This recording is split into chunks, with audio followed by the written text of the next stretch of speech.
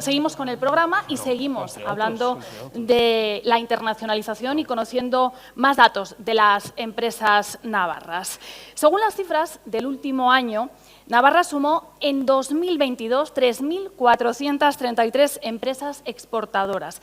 Pero detrás de esos números también hay realidades muy diferentes. Hay que tener en cuenta que un grupo de 100 empresas navarras acumulan el 80% de las exportaciones de Navarra. Por otra parte, aproximadamente 2.300 de las 3.000 empresas no alcanzan los 50.000 euros de ventas anuales en el exterior.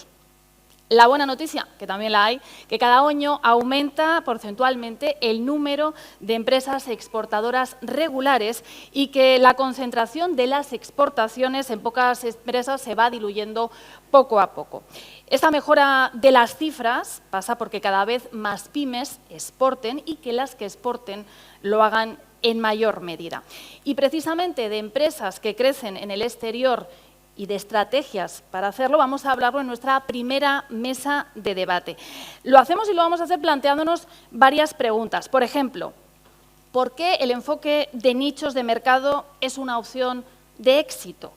¿Cómo posicionarse ante economías emergentes con autoridades que interfieren en las relaciones B2B? Por ejemplo, bueno, pues para encontrar respuestas sobre todas estas cuestiones contamos con la inestimable ayuda de Bart Camp, investigador jefe de Orquestra Instituto Vasco de Competitividad, y que va a ser además el encargado de moderar esta mesa de debate. Bart lleva años investigando los llamados campeones ocultos, que son empresas exitosas en el ámbito de la internacionalización con estrategias de nicho, fundamentalmente industriales y de negocio B2B. Ha publicado varios estudios sobre el tema y sin duda es la persona perfecta para moderar esta mesa de debate. En ellas, les voy a ir presentando, van a participar también Ezequiel Navarro, CEO de Premo Group, le van a acompañar también María Lasa, directora general de Irizar Forge, a su lado se encuentra Eduardo Urrestarazu, director general de Bellota Agri Solutions, y por último contaremos también con Julio Leo, responsable de internacionalización de Tirulla. Voy a ceder ya la palabra a Barcamp y al resto de personas que van a estar ya acompañándonos en esta primera mesa de debate, así que adelante. Buenos días, Egunon. Bueno, no sé si quedarme sentado o ponerme de pie. Tenemos un par de slides para introducir nuestra mesa.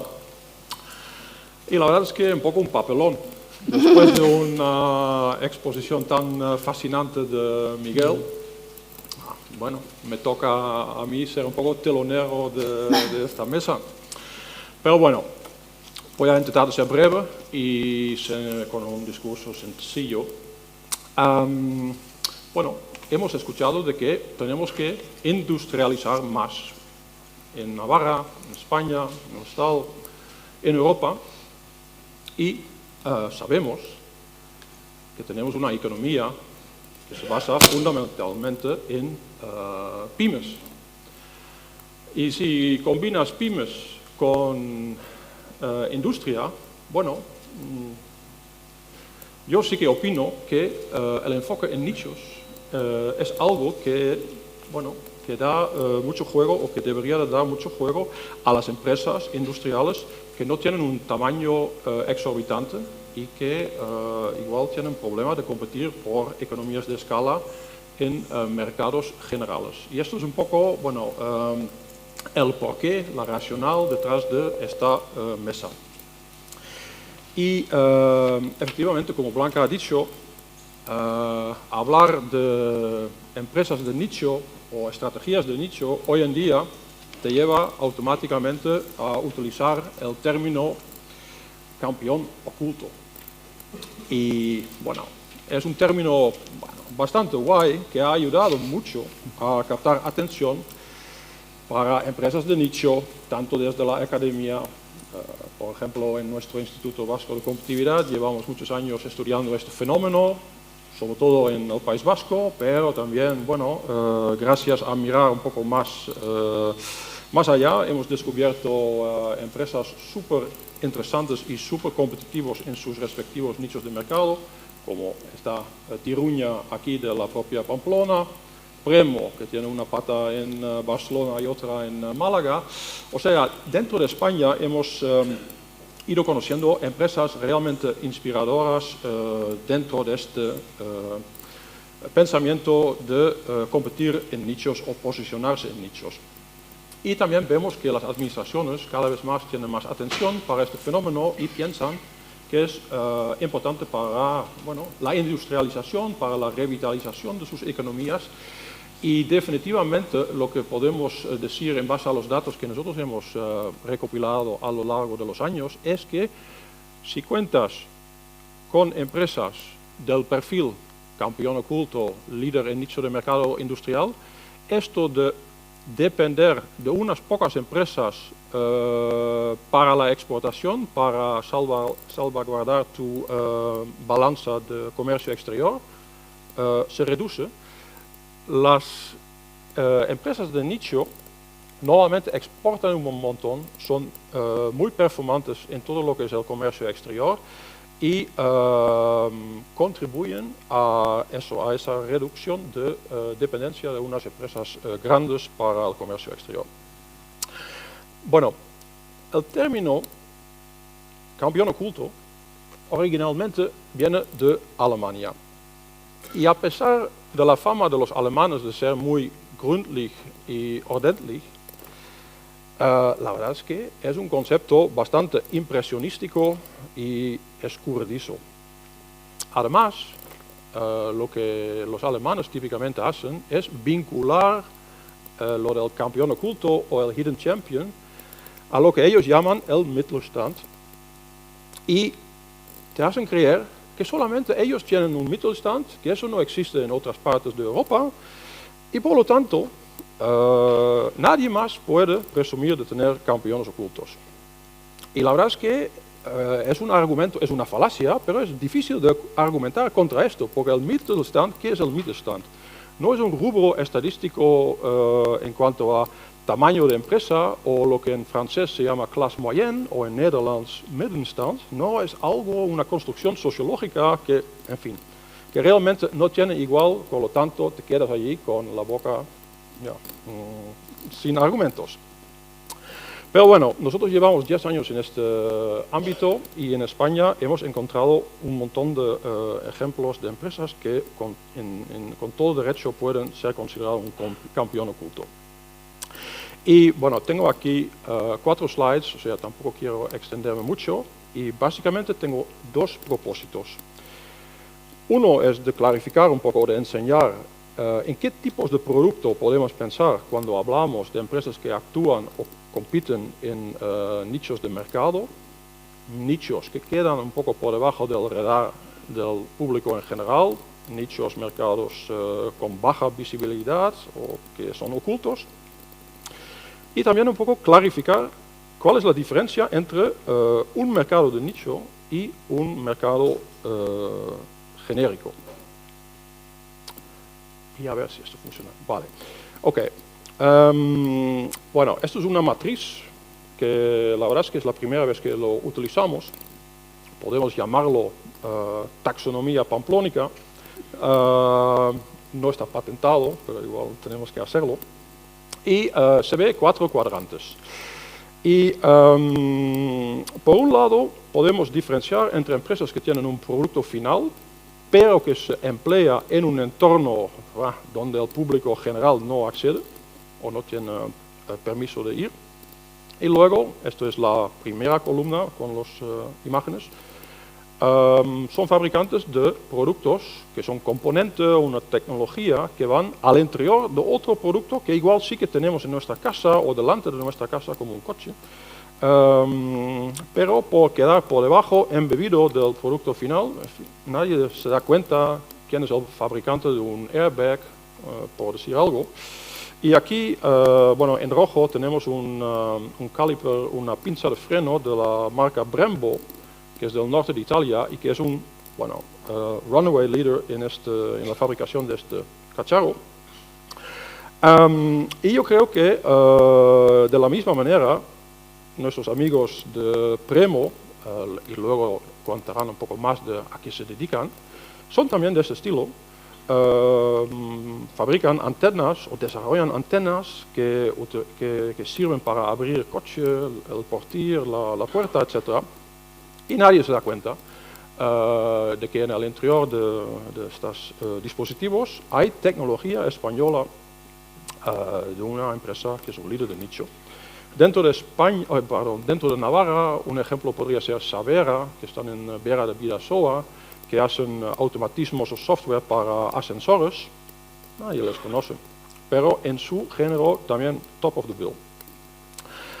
Bajando en la misma columna, allí tenemos un rodillo de Tiruña, Julio de Leo, al final de nuestra mesa. Esos son rodillos que se integran en máquinas corregadoras para cartón ondulado. Es una trampa por delante. Ya, no es fácil. Y otra vez, bueno, eso es un producto muy específico para un grupo de clientes muy confinados y que además, bueno, lo llevan a su fábrica y nadie se entera. Luego, en la última columna, tenemos dos ejemplos de fabricantes de producto final, o sea, tienen algo acabado, pero también se quedan fuera de la vista. Arriba a la derecha, una instalación de un fabricante de Vitoria, Loramendi. Es un fabricante de máquinas utillaje para la fabricación de elementos de motor, entre otros vía impresora 3D, también para motores eléctricos. O sea, es una empresa que hace máquinas que antiguamente se dedicaban a suministrar fabricantes de motores de combustión interna, pero han ampliado sus nichos o han aunado diferentes nichos para no quedarse atrapado como líder en un nicho que va hacia abajo, porque eso sí que puede ocurrir, quedarte, hundirte dentro de un nicho que hunde. Y por finalizar, bueno, tenemos abajo a la derecha una torre eólica, un molino eólico de Acciona. Yo diría que Acciona es demasiado grande para poder ser un campeón oculto. Su tamaño es excesivo para esto, pero no quita que esto es el cuarto tipo de perfil de líder de nicho que se puede dar.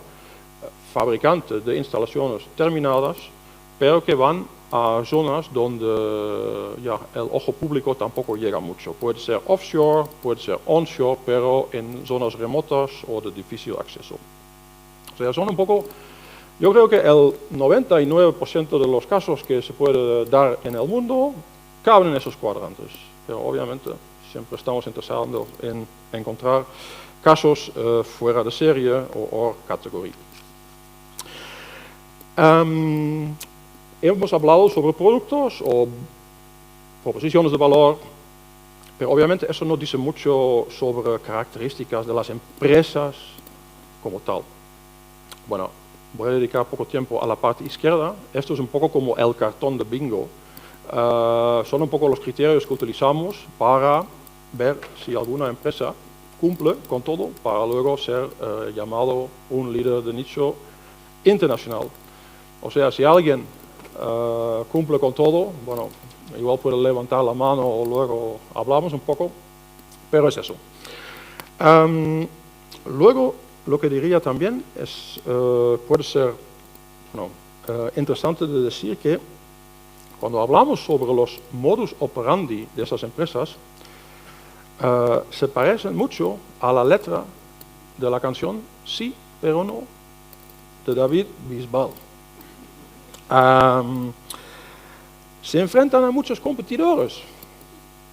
Sí, si miras al mercado en bruto donde actúan, pero no después de que hagan su segmentación de mercado y se meten en un nicho granular, entonces la competencia se reduce un montón. ¿Hacen mucha innovación? Sí, pero no lo dispersan. Muy enfocado hacia su core business. No confunden un Rolex por setas. ¿Tienen mucho personal que toca cliente? Sí, otra vez sí, pero no en plan buen rollito, relationship management, no, es para encauzar y galvanizar la relación. Y luego viene la parte inversa. ¿Ofrecen una amplia gama de productos? No, pero su cartera de clientes sí lo es. Diversifican mucho sus riesgos y su exposición a diferentes compradores y usuarios. ¿Se enfocan en clientes muy diversos? Pues no, pero sus clientes sí se encuentran en multitud de países en el mundo. Hay un par de cosas más, pero bueno, voy a dejarlo.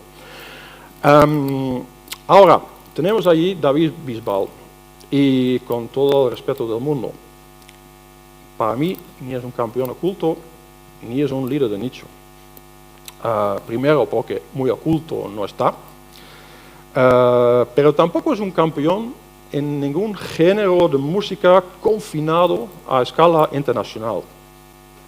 Y también su repertorio es muy diverso. Tiene canciones salseras, baladas, un poco de todo. Y como tal no es un especialista en un solo tipo de composiciones con un carácter muy marcado.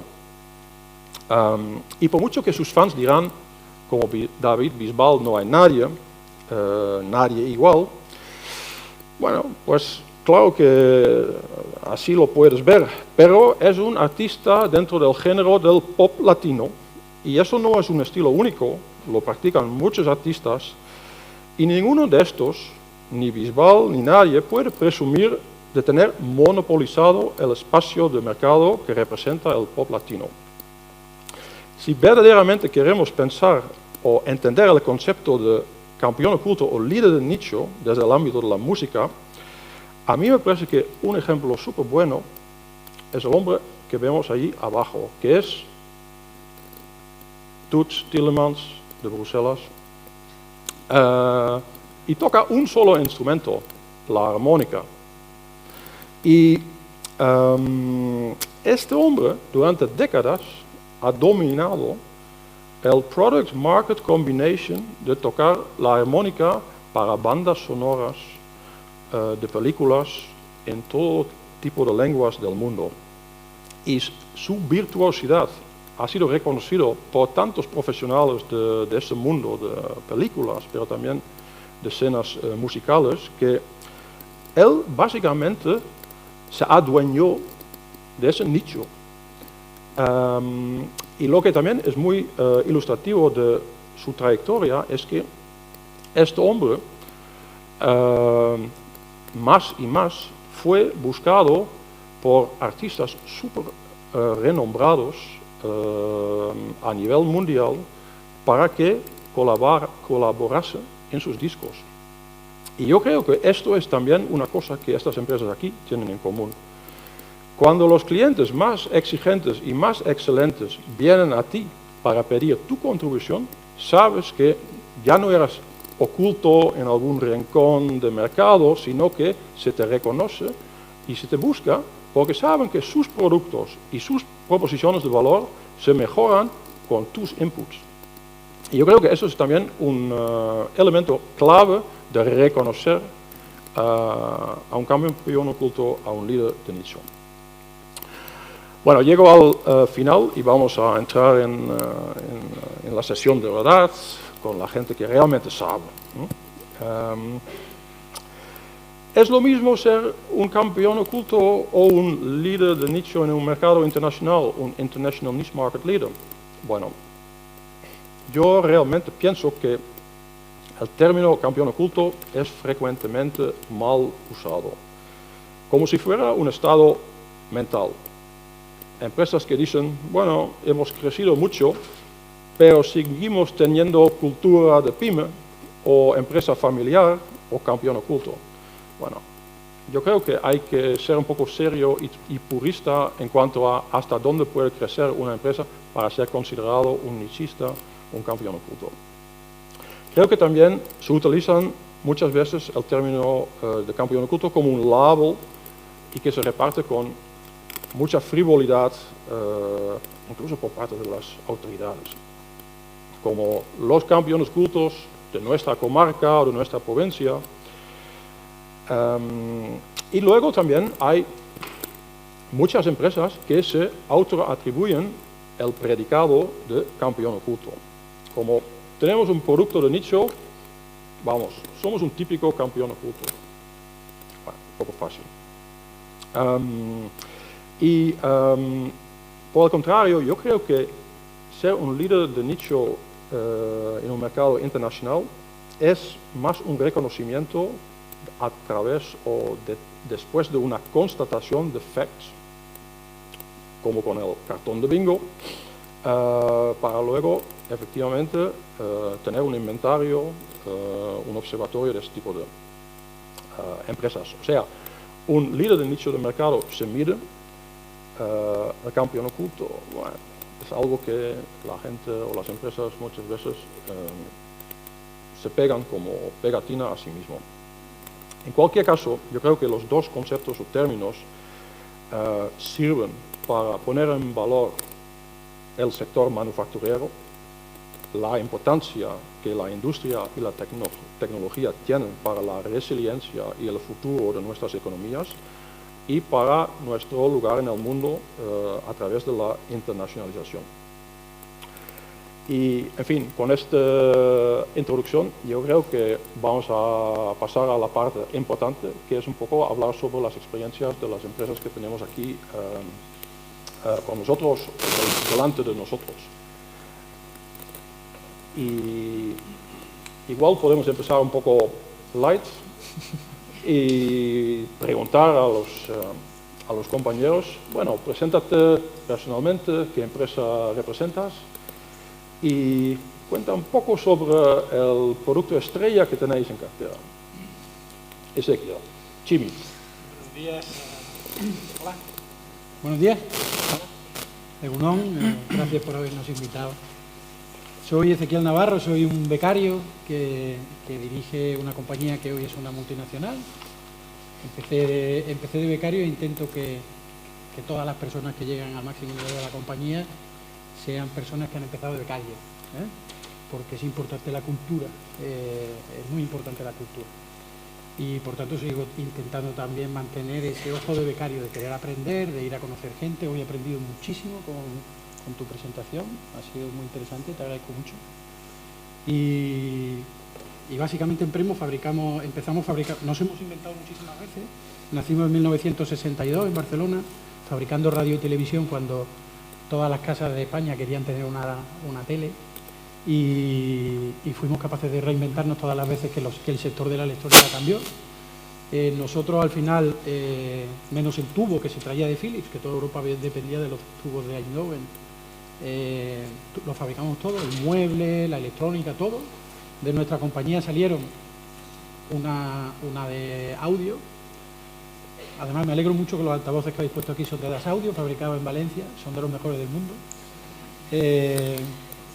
Una de racks, que hoy la gran mayoría de los supercomputadores que montan tarjetas en esto los montan sobre esos racks para electrónica, y una de componentes. En aquella época Lavis, Inter, Radiola eran compañías que fabricaban televisión aquí. Luego llegaron los alemanes y holandeses también, Philips, Thomson y Telefunken, y luego llegaron oleadas de japoneses, coreanos, y nosotros fuimos fabricando para ellos. Los últimos que cerraron en Barcelona la gran mayoría estaba en Barcelona, era Samsung. Y nos fuimos reinventando para hacer componentes para primero la radio y la televisión, luego las telecomunicaciones, y con todo ese conocimiento un día decidimos meternos en el automóvil. Y ahí hicimos éramos considerados buenos, pero no líderes internacionales de nicho. Empezamos a exportar en los años 80, pero la internacionalización vino en el año 2000 con la primera implantación, ya con una planta propia y I+D y todo en China, sin socios. Y a partir de ahí hicimos una carrera.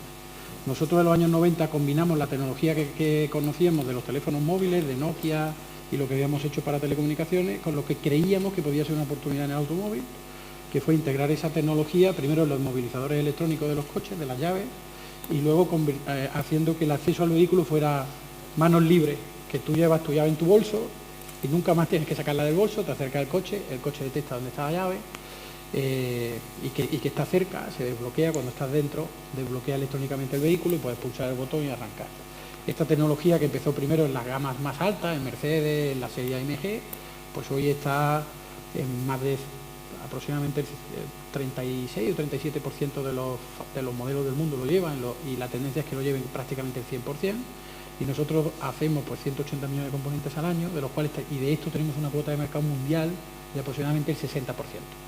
Hemos ido haciendo más evoluciones, interacción con el móvil, tenemos más de 100 patentes y hemos hecho una trayectoria de internacionalización, sobre todo con este producto. Bueno, apellido Navarro, y allí tenemos a Eduardo, que es de Navarra, pero trabaja en Legazpi, ¿no? Exacto, exacto. Y sin apellido Navarro. Bueno, egunon guztioi eta eskerrik asko gaurko kitadiari konbite luzatzeagatik. Bueno, Bellota AgriSolutions es, digamos que, bueno, para muchos de vosotros seguramente será conocida como marca. Forma parte, es una de las divisiones de la antigua corporación Patricio Echeverría, uno de los pioneros de la industrialización en el País Vasco y en concreto en Guipúzcoa, que a partir de 2014 se convirtió en el grupo Benampri, un grupo, digamos, ya hoy en día de capital canadiense. En todo caso, digamos, estamos en los sectores de agricultura, fabricamos componentes y soluciones para máquinas de preparación de suelos, siembra y cosecha. Y, bueno, pues para nosotros es fundamental el OEM, el fabricante de maquinaria agrícola. Trabajamos prácticamente con todos los fabricantes, iba a decir con los más relevantes, diría casi con todos a nivel mundial. Nuestra posición es de número 1 a nivel mundial, básicamente además porque somos el único oferente global que hay en este mundo. Al final tenemos muchos competidores, es un poco lo que decía Bar del sí pero no, en nuestro caso hay muchos sí pero no. Sí que es verdad que cuando, digamos, uno habla de Bellota y habla de la antigua corporación Patricio Echeverría, bueno, pues lo primero que el que escucha al otro lado le viene a la cabeza es una empresa de tamaño grande, ¿no? Y eso es verdad. De hecho, nuestra empresa ha cumplido este año 115 años y, para que os hagáis una idea, en el año 92 había 4.000 personas que trabajaban en Legazpia, ¿no? No obstante, bueno, pues esta empresa, digamos, tenía distintas realidades. Una de ellas era el negocio de las herramientas, por el cual es, digamos, muy conocido, un mercado masivo. Y por otro lado estaba nuestro negocio, que era el negocio de los componentes para máquinas agrícolas, que, bueno, era tan desconocido como que, por ejemplo, Guipúzcoa es el único territorio donde no vendemos ni un solo euro, ¿no? Entonces, en ese sentido, nosotros vivíamos durante muchos años, décadas, vivimos una realidad complicada porque estábamos metidos dentro de un negocio que era para un mercado masivo sin que nosotros fuéramos un mercado masivo. Hasta que, digamos que allí por principios de la década de los 2000, a raíz de una fuerte crisis que hubo, realmente hicimos un proceso de reflexión donde nos dimos cuenta que, bueno, teníamos mal identificada la fuerza conductora de nuestro negocio, donde nos dimos cuenta que teníamos mal identificados los drivers fundamentales que había en nuestro negocio, y a partir de esa reflexión nos dimos cuenta, digamos, que, bueno, teníamos que evolucionar respecto a esa internacionalización que habíamos tenido durante años, que se basaba en una fábrica en Legazpia fabricando y exportando a muchos países, y pasando a, pues, tener nuestras propias implantaciones industriales en el mundo, ¿no? Hoy tenemos 11 fábricas a nivel de todo el mundo, facturamos 300 millones de euros. En el año 2004 estábamos facturando 30 millones de euros y, digamos, el secreto básicamente ha sido identificar bien y conocer bien nuestro negocio, claramente hablando, ¿no? Bueno, y nuestra experiencia digamos, de la internacionalización comienza en 1910, dos años después de la fundación de la empresa, de la fábrica, ¿no? Cuando nuestro fundador fue allí a la exposición universal que hubo en Buenos Aires para exponer la gama de producto que fabricábamos en Legazpia, ¿no? Y no me enrollo más. Pues María, cuéntanos un poco de vuestra empresa. Pues típica pyme guipuzcoana del metal 100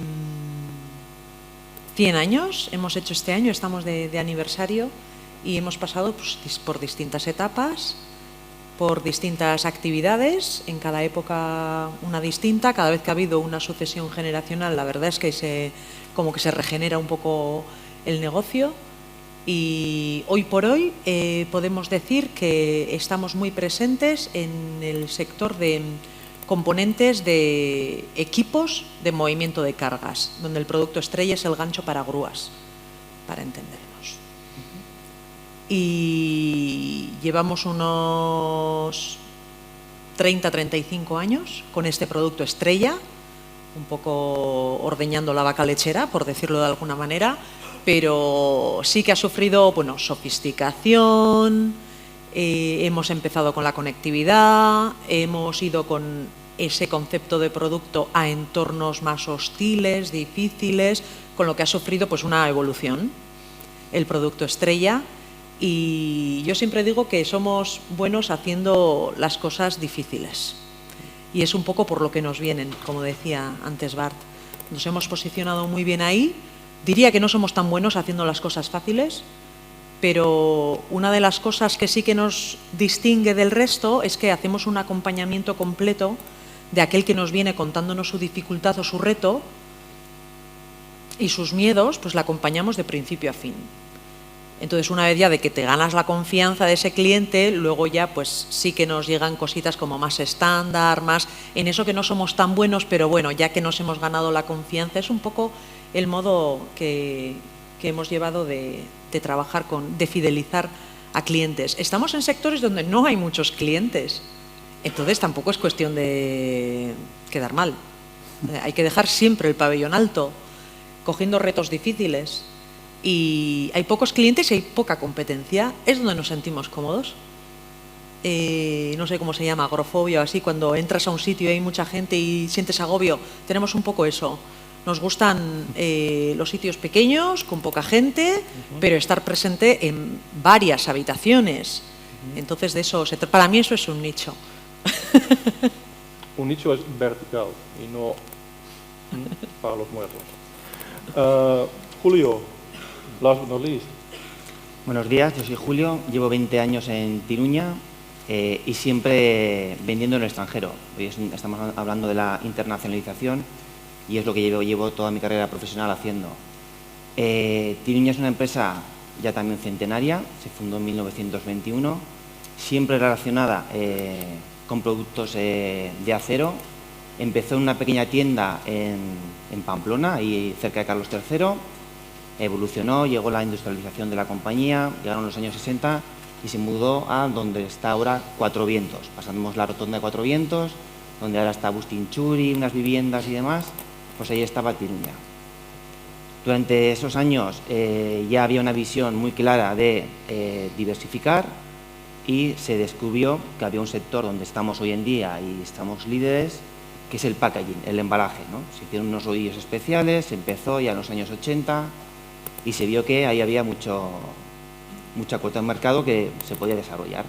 Y ya la primera exportación, ya el año siguiente ya empezamos en Sudáfrica. A través de unos contactos y demás, se empezó en Sudáfrica ya en los años 80. Y luego llegó ya una gran evolución, donde estamos ahora, en Orkoyen, una gran empresa muy grande, donde exportamos a todo el mundo y donde al final lo que nosotros ofrecemos son rodillos que cuando vosotros recibís una caja de cartón, ¿vale? Nuestros clientes fabrican el cartón. Cuando recibís algo por Amazon, para que eso no se rompa, para que ese cartón, si ha llovido en la furgoneta, hay humedad y esté en perfectas condiciones, pues ese cartón tiene unas propiedades y nosotros somos los especialistas, o creemos que somos especialistas en ese diseño, ese ondulado de cartón para que no se estropee. Cuando cogemos la caja de leche y soporta los 6 kilos del brick de la leche, pues eso es cartón. Las cajas de galletas, cuando tienen una impresión tan bonita que nuestros hijos dicen, quiero esa caja de galletas, pues aparte, pues ese ondulado hace que sea resistente y demás. Entonces, digamos que somos especialistas en eso. Entonces, ¿qué es lo que tiene Tiruña estos productos? Que el cartón se consume en todo el mundo. Es decir, en Mozambique, o en Francia, España o en cualquier país del mundo, se fabrica cartón. ¿Por qué? Porque hay que comer. Al final puede ser un país más industrial o menos industrial, pero al final el cartón sirve también para proteger comida, productos que son alimenticios. Y comer tenemos que comer todos. Entonces, se consume cartón en todo el mundo. Entonces, ¿qué es lo que tenemos que hacer nosotros? Encontrar en esos países los que son más atractivos para nosotros y donde nosotros encontramos ese valor añadido. Bueno, Eduardo ya ha apuntado un poco a eso de que en algún momento hicieron un proceso de centrar el tiro, que estaban mal colocados y eso es un poco de alguna manera como esa estrategia de nicho y de esa manera internacionalizarse con más linealidad. Algunas de las otras empresas han pasado por momentos así o han tenido fracasos en la internacionalización, experiencias que les han hecho recapacitar para luego encontrar un mejor camino para triunfar. ¿Alguien? Fracaso un montón. Bueno, Muchos pues más que empieza tú. Primero confundimos la internacionalización y la exportación. Segundo, no estábamos preparados a nivel ni de calidad, ni de equipo, ni de personas, etcétera. Se creó Premo Francia en los años 80 y fue un fracaso. Se creó Premo Deutschland a finales de los 80 y fue un fracaso. Nos fuimos a Estados Unidos con un socio americano y una fábrica en El Salvador y fue un auténtico fracaso. Si no estás dispuesto a implantarte totalmente allá... Hola, gracias. Fracaso total. Lo primero, nada de exportar. Internacionalizarse es estar con todas las partes de la cadena de valor que sean necesarias, lo más cerca posible de los mercados, de los clientes, de los proveedores, plenamente. Si todo te acaba pasando por aquí, tú no estás internacionalizado, tú estás exportando. Esos fueron los primeros fracasos. Y el segundo muy gordo fue que éramos tan pequeños cuando inventamos lo que inventamos, que vendíamos básicamente en España y exportábamos algo en Europa, que pensamos que nuestra primera patente, con que fuera una patente europea, pues eso no nos lo íbamos a acabar nunca. Yo no me imaginaba ni vendiendo en Japón, ni en el sudeste asiático. Entonces en 2 años los japoneses nos copiaron. Y aprendimos la lección de que cuando tienes un producto fuerte tienes que hacer una patente mundial y tienes que ir a venderlo lo más rápido posible a todo el mundo. ¿Qué nos podéis contar desde allí? A nosotros nos ha pasado algo parecido también, tenemos diferentes experiencias. En el 2003, por ejemplo, fundamos una empresa que a día de hoy está en Estados Unidos y fue muy bien, pero fue porque lo hicimos directamente nosotros. En cambio, en China fuimos también con un socio local y al cabo de muy poco tiempo eso fue un desastre.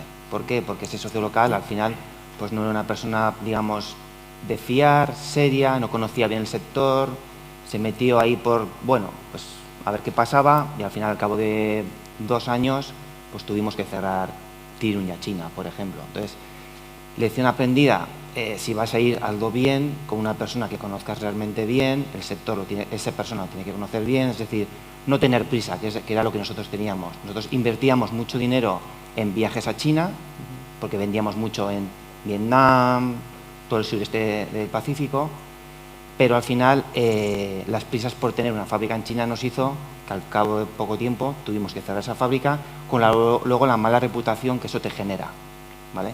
En Brasil nos pasó algo parecido, nosotros vendemos mucho también en América Latina, creo que por el tema del idioma respecto a nuestra competencia pues somos líderes allá, pero en Brasil, por ejemplo, tenemos un fabricante local también de buena calidad. Quisimos ir a Brasil también para hacerle la competencia y poder dar servicio también a los clientes que teníamos no solo en Brasil, sino en países limítrofes. Y también nos salió mala jugada y bueno, afortunadamente seguimos vendiendo mucho allá, pero en Brasil es cierto que es un mercado que sigue creciendo, es un mercado muy atractivo, pero que nosotros a día de hoy, quitando operaciones muy puntuales, pues no estamos presentes. Bueno, con China y con Brasil apuntas a 2 mercados que son grandes, pero que son bastante duros en cuanto a local content rules, reglas de contenido local, del producto vendido, que también están poniendo barreras a la importación, con lo cual, si quieres hacer algo en esos mercados donde las autoridades intervienen en las reglas del juego, hay que estar allí físicamente. Yo creo que, Eduardo, esto es un poco algo que se reconoce en vuestra Sí, bueno, trayectoria. nosotros tenemos, digamos, experiencia en el mercado brasileño desde el año 99. Bueno, yo creo que los que tenemos ya unos ciertos años, o unos años ciertos, mejor dicho, ya hemos escuchado, digamos, durante muchas décadas que Brasil era la gran promesa, ¿no? O la economía del futuro, la gran oportunidad y demás, ¿no? Y es verdad, insisto, que desde el año 99 nosotros en el grupo venimos operando, entramos con el negocio que era de mercado masivo, que era el negocio de las herramientas, y durante prácticamente 20 años perdimos, bueno, no voy a dar la cifra económica, pero una barbaridad de dinero, hasta que, de hecho, en el año 2019 ese negocio decidió parar y salir del mercado. Sin embargo, nuestro negocio de nicho, que había llegado ahí en el año 2012, porque no conseguíamos como grupo darle la vuelta a la situación económica y llegamos para apoyar el negocio masivo, digamos que en los últimos 6 años no solo es que digamos, hayamos logrado sobrevivir, sino hemos logrado ser número 2 en el mercado, hemos logrado, bueno, pues hoy en día tenemos una facturación de 30 millones de dólares, tenemos 100 personas en la fábrica, hemos ocupado todas las instalaciones que dejó, digamos, libre el otro negocio y, de hecho, es nuestro gran mercado a futuro, ¿no? Donde estamos invirtiendo fuertemente y, de hecho, para nosotros no es el mercado del futuro, es una realidad. Pero es verdad, Bar, como bien decías, donde hay que entender muy bien el mercado y donde hay que, de alguna manera, ver esos factores claves, como es, en este caso, el local content, que están jugando y están jugando muchísimo, ¿no? Yo le doy la razón a Ezequiel cuando decía antes que, desde luego, la internacionalización para mí hoy en día, sobre todo cuando son mercados importantes, pasa por por implementarse y tener allí una empresa productiva. De Brasil, huelga decir otra cosa que no sea estar allí, por lo menos en nuestra experiencia, no tiene ningún sentido. Y más, insisto, cuando hoy en día el 60%, digamos, de los fabricantes de maquinaria, cuando venden una máquina, tienen que acreditar que el 60% del contenido y del valor añadido de esa máquina se ha generado con componentes fabricados en ese país, ¿no? ¿Hay maneras de saltarse eso? Sí las hay, pero son muy, muy complicadas y no son fáciles. O sea, yo conozco 2 casos. Uno es en el caso de, digamos, de productos que estén sometidos a una patente, que ese producto no exista en el país, entonces, bueno, pues, pero tienen que ser cosas muy únicas. Y 2, bueno, pues lograr una alianza con alguien, digamos, con un fabricante en ese país. En este caso, nosotros ahora mismo estamos negociando con una empresa francesa, también pequeña, también de nicho, que, bueno, ellos no tienen ninguna, digamos, planta productiva en el país y que, bueno, pues lo que están es haciendo una alianza con nosotros para que nosotros completemos parte de su proceso productivo, de modo que, al final, cuando nosotros seamos quien facturemos al cliente, que, por cierto, es el mismo cliente, podamos acreditar que el 60% del valor añadido se ha generado en el país, ¿no? O sea, hay vías, pero, desde luego, en cualquier caso, y mi mensaje sería claro, si alguien va a apostar por un mercado como Brasil, a medio o largo plazo, sí o sí tiene que ser con una implantación productiva, ¿no? No, María. Yo. Vosotros exportáis, no tenéis sedes productivas en el extranjero. No tenemos sede productiva fuera, o eso es el espíritu cuando damos los primeros pasos. Siempre empezamos con una oficina de representación, luego no solo eso, sino que ya tenga entidad propia y pueda facturar. Luego, ya que estamos aquí, colocamos un poco de producto, almacén. Luego, ya que estamos aquí, pues pongo unos tornos y, sin darte cuenta, has montado un taller mecánico con una oficina comercial. Es como pasito a pasito, es un poco nuestra fórmula. Entrar sin meter mucho ruido, de forma discreta, ir poco a poco dando pasos. ¿Y cuáles son vuestras experiencias, por ejemplo, con vender en mercados donde el proteccionismo funciona, como puede ser China, pero también Brasil, que tiene una industria petrolífera uno de los importante, que mercados estratégicos también sí. para nosotros? Pues la verdad es que exactamente lo que exportamos no existe allí. Entonces intentamos escaparnos un poco de esas leyes de proteccionismo. Que al final viene a ser un poco, no sé, una característica quizá de campeón oculto, pero céntrate en aquello que te hace único, basa toda tu estrategia ahí y con eso al fin del mundo. con esa idea del nicho, a veces también la gente piensa en, bueno, esto te da un poco un refugio, o sea, te da protección, es un nido.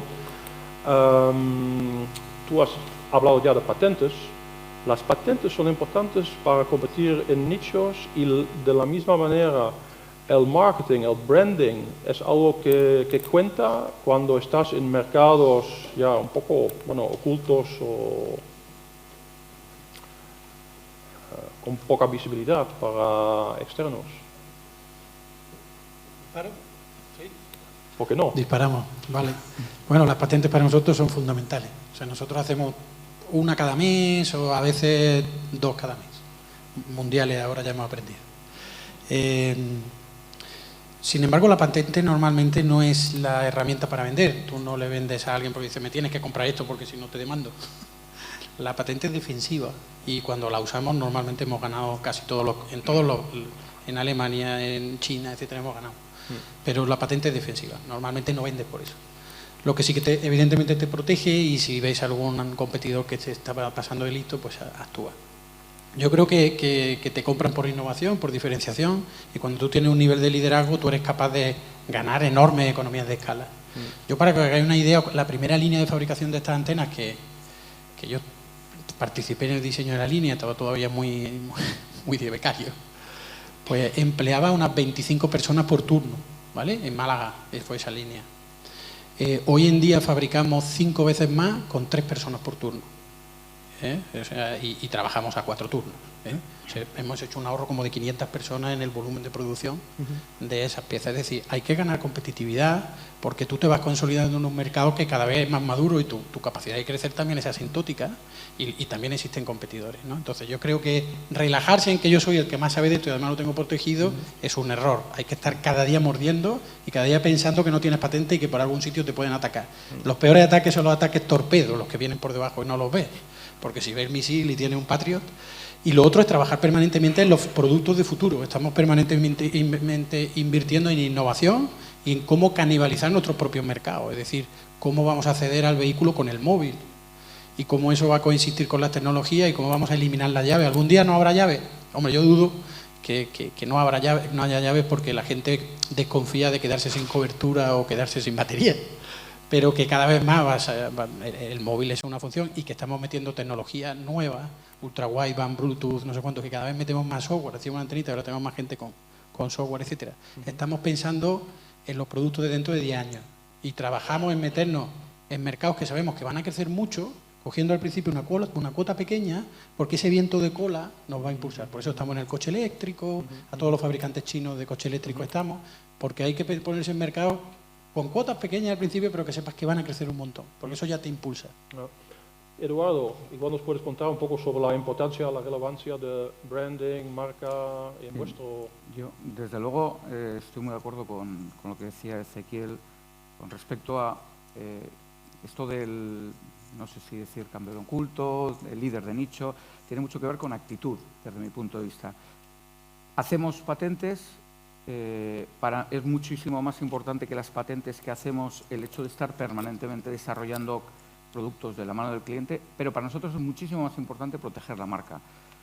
Reconozco que cuando, digamos, tienes 115 años en el mercado, has llegado pronto a muchos sitios, es fácil o es más fácil, digamos, y sobre todo si has tomado decisiones correctas, de hablar de la importancia de la marca, ¿no? Nuestra marca, la marca Bellota, se registró, fue una de las primeras marcas que se registró en España en 1917, entonces, bueno, hay un background muy importante y entonces lo que hemos conseguido es, digamos, atesorar o que esa marca recoja todos los valores que, de alguna manera, que cuando, bueno, estamos en el mercado y hablamos de desarrollo, hablamos de servicio, hablamos de calidad, bueno, pues simplemente con decir Bellota el cliente lo entiende, ¿no? Entonces, para nosotros es fundamental la protección de la marca. Tenemos la marca protegida. Trabajamos en 81 países y, sin embargo, tenemos protegidas en 140 países. Bueno, no es barato, vamos a decirlo claramente, pero eso sí que es, digamos, una de las mejores inversiones que hacemos. De hecho, digamos, aunque el producto no esté patentado, pero nos encontramos constantemente, de esta semana, un tema, digamos, de una falsificación en Perú, tenemos montados sistemas en aduanas donde vemos que entran contenedores de China con producto, digamos, copiando al nuestro, que viene con la marca Bellota, ¿no? Entonces, parar todo ese tipo de temas es fundamental, fundamental. Para nosotros, insisto, y a pesar de que es algo que cuando la gente habla normalmente de B2B, de actividades industriales y demás, le da menos importancia a la marca que lo que tiene que ver probablemente con el mercado de consumo.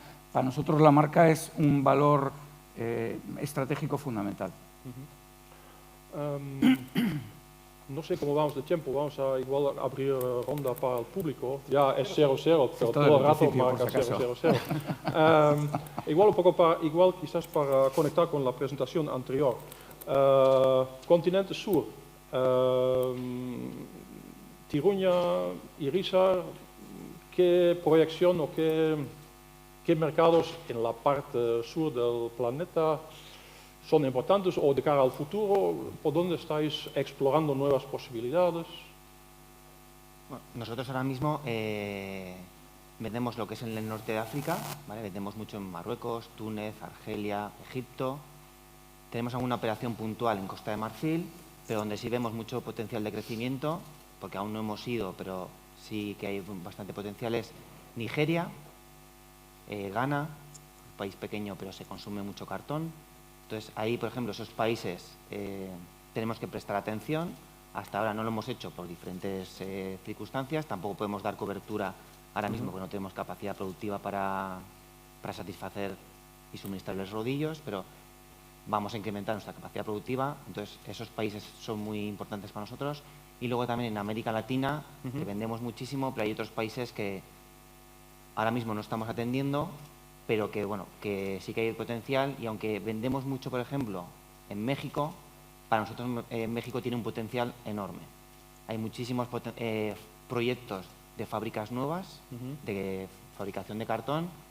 Entonces es un país que está creciendo mucho, hay muchísimo consumo, pero lo va a haber muchísimo más. Entonces, aunque ya somos el número 1, tenemos que seguir siéndolo e invertir en ese país, porque realmente si no inviertes nos vamos a quedar atrás. Entonces realmente para nosotros México, estos países del África subsahariana y demás son vitales. Vale.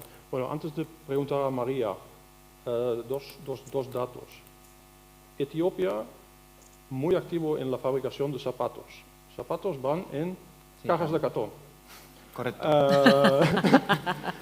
Y alguna operación hemos hecho en Kenia, o sea, sí que vendemos, pero ya son cosas más puntuales. Sí, okay. Sí.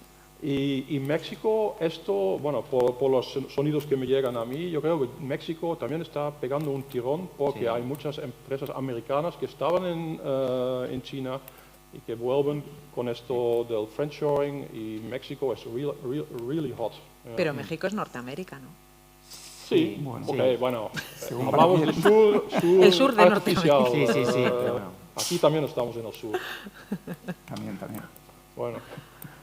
Nosotros, Brasil y India, queremos consolidar todo el incremento que hemos tenido de facturación de los últimos años. Y sí, diría que esos dos. Sí. Consolidación y sureste asiático, por supuesto, con renovables offshore, el floating wind. Estamos ahí súper atentos a todo lo que está pasando ahí. Sí. Y antes tenía un poco de refilón eso de Acciona. ¿Esto también es business para vosotros? ¿Para nosotros? Sí. Nosotros directamente no trabajamos con los operadores ni esos OEMs. Estamos en los que prestan servicios durante las instalaciones. Okay. No sé a quién tengo que mirar para preguntas. Pues entonces, bueno, vosotros también, ¿a dónde vais a partir de ahora? Bueno, ¿A dónde más vais a ir? Nosotros llevamos ya unos años en Brasil, insisto, es el mercado por el que más estamos apostando, pero llevamos también unos 15 años en India con la fábrica con la que sufrimos una barbaridad. Siempre sufrimos, la verdad. Todos los proyectos son historia, digamos, donde habitualmente empezamos con muchísimo sufrimiento y normalmente, no siempre, pero bueno, tiene un final feliz. En el caso de India fue tanto sufrimiento como que montamos la fábrica y de repente nos dimos cuenta de que no teníamos potencia suficiente eléctrica, porque sí, había una línea eléctrica allí, pero nadie se le ocurrió mirar qué potencia llevaba. Y entonces después tuvimos que estar durante año y medio convenciendo a 54 agricultores que había entre la subestación más cercana y nuestra fábrica para tirar una línea de postes, ¿no? Entonces, bueno, pues ahora sí, después de 15 años, la verdad es que es una, digamos, historia de éxito. Para nosotros también es muy importante, bueno, en toda la zona sur, digamos, muchos de los países africanos, donde, digamos, la agricultura se está desarrollando. Y, desde luego, un poco, saliéndome un poco, pero bueno, conectando, esto lo que sí estamos viendo es que después de lo que ha pasado con la pandemia, después de lo que pasó después del 2008 y demás, lo único que tenemos claro es que esto se va a seguir moviendo y que, no sé, dentro de 3 años igual estamos hablando de que hemos tenido que invertir en una fábrica, no sé si en Sudáfrica o será en, no sé, en Colombia, pero desde luego que vamos a tener que estar en el sur sin ninguna duda y que vamos a apostar ahí sin ninguna duda también, sabiendo que los pulmones, digamos, que nos dan hoy en día fortaleza financiera están en Estados Unidos y en Europa. Y vosotros sois una de las pocas empresas españolas con fábrica propia en Vietnam.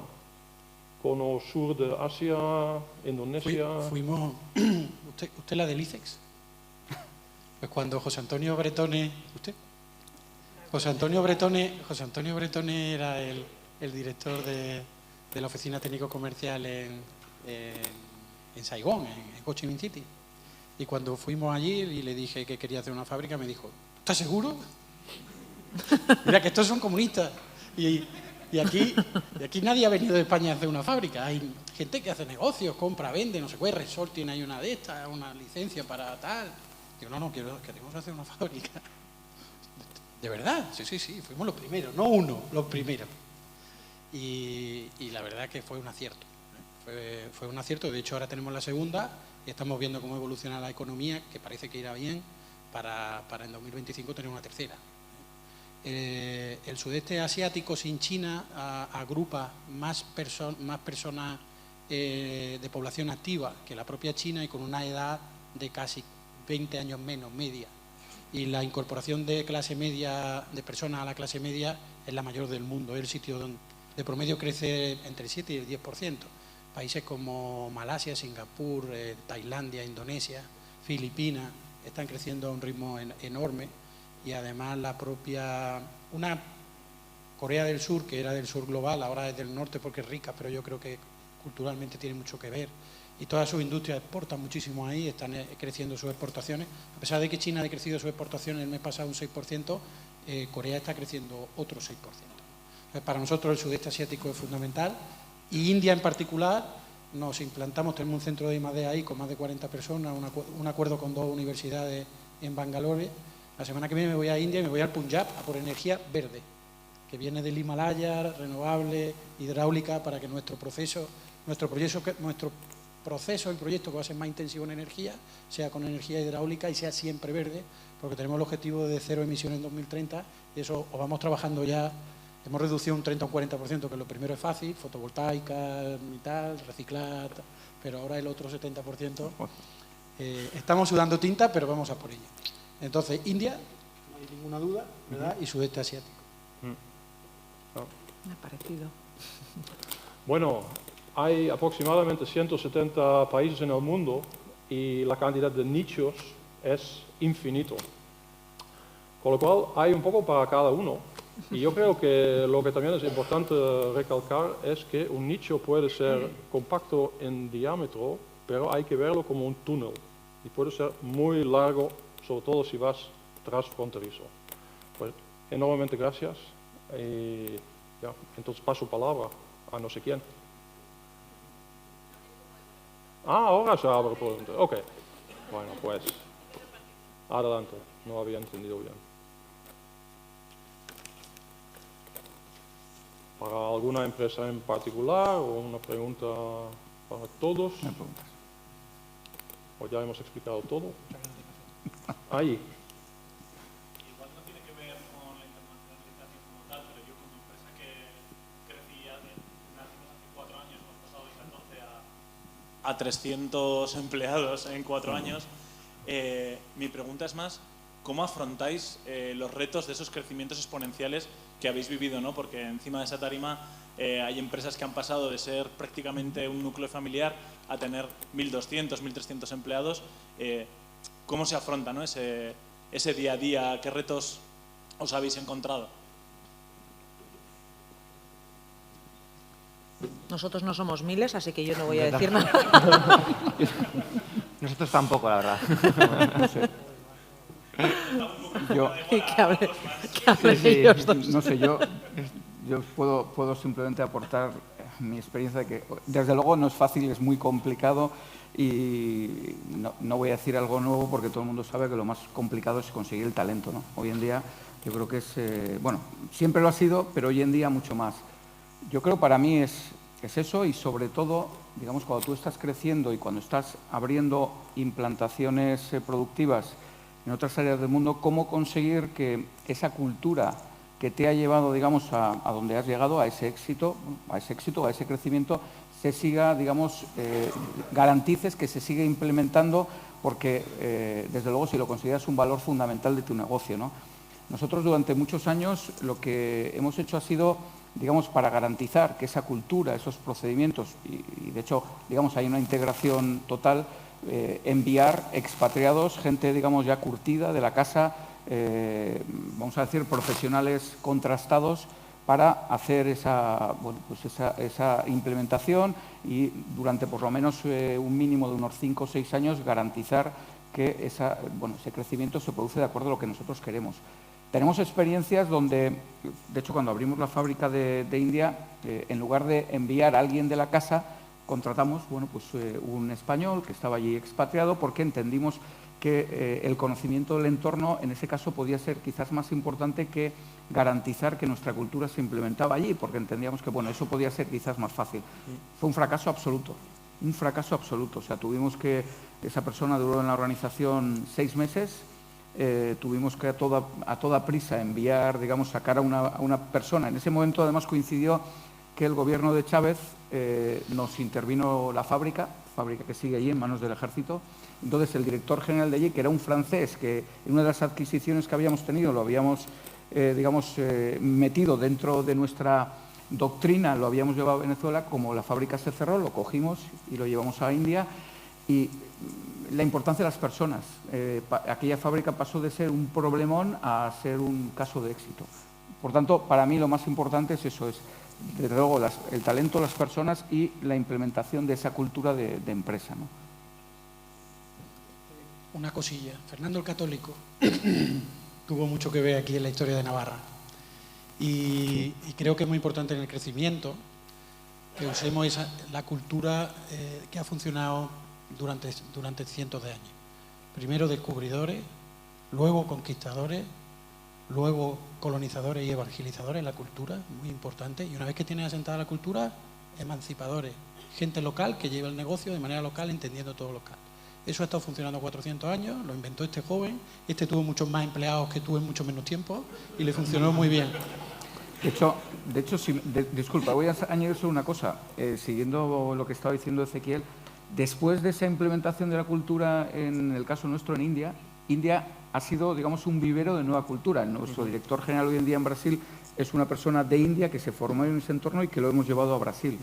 Yo el viernes nombré CTO del grupo, director de tecnología del grupo, a un indio que lleva 16 años conmigo, pero ya tiene la cultura. Claro. Ahí estuvieron los jesuitas, los dominicos, los franciscanos, ahí hicieron ese trabajo. Igual para añadir algo más, no por propia experiencia en este tipo de crecimiento, pero yo diría que en general cuando las empresas que nosotros inventarizamos, cuando hacemos ronda, mapeo de campeones ocultos, líderes de nicho, suelen ser empresas duraderas, que tienen muchas décadas de existencia y que han crecido a lo largo del tiempo, pero normalmente no son como pautas erráticas de crecimiento o decrecimiento. Y también tenemos como un criterio informal que nos aplicamos y es de no incluir o no considerar empresas con menos de 10 años de existencia, para evitar que tienes un batibarullo de startups y empresas que realmente han demostrado ser resistentes y líder en su mercado nicho. Pero sin embargo, hay una empresa que está muy cerca de aquí, Salto Systems, de Oyarzun, que es una empresa que se creó hace apenas 20 años y yo creo que durante todos esos 20 años han crecido con 2 dígitos anuales y han pasado de 0 a cerca de 4.500 millones de euros en facturación anual actualmente. Y realmente esto es una empresa que, si quieres tener un poco de punto de referencia de un líder de nicho que ha pegado ese tipo de estiramiento. Sí. Yo para animar a la pyme, somos 1.800 empresas españolas de España, que no son filiales de multinacionales, que facturan entre 50 y 500 millones, como Salto, etcétera, que además están agrupadas en la Fundación Creciendo, que impulsa ICE, el Círculo de Empresarios y Fundación de la Innovación Bankinter, que facturan el 18% del PIB de España. Hay empresas, muchas vascas y también Navarra, M Torres, Congelados de Navarra. Este día 16 se incorpora Azcoyen, y que son todas compañías que son líderes, no todas líderes internacionales de nicho, pero son líderes, muchas campeones ocultas. Todas tienen una componente industrial mucho mayor que la media, casi el 65%, y también casi el 65% están fuera de los polos Barcelona-Madrid, o sea, vertebra mucho más el territorio. O sea, que no somos 4 gatos.